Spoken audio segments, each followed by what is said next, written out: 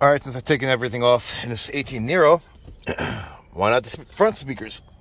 So, this one sucked. I use these two glue guys. I got in the corner here,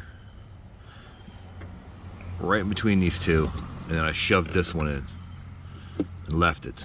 Move over, got up underneath here, left this in place, moved this guy back out, and then worked all the way down the line that way. Back and forth. This one under, this one over.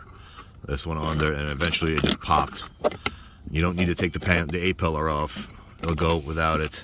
And here you go.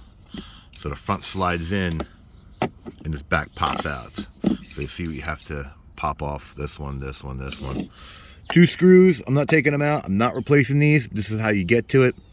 And it's kind of tight too, so you see how much room you have.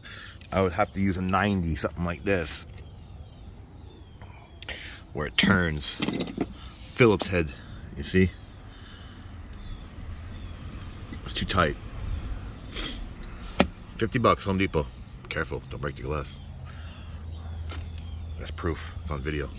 So, like it, don't like it, share it, don't share it, subscribe, don't subscribe. Thanks for watching.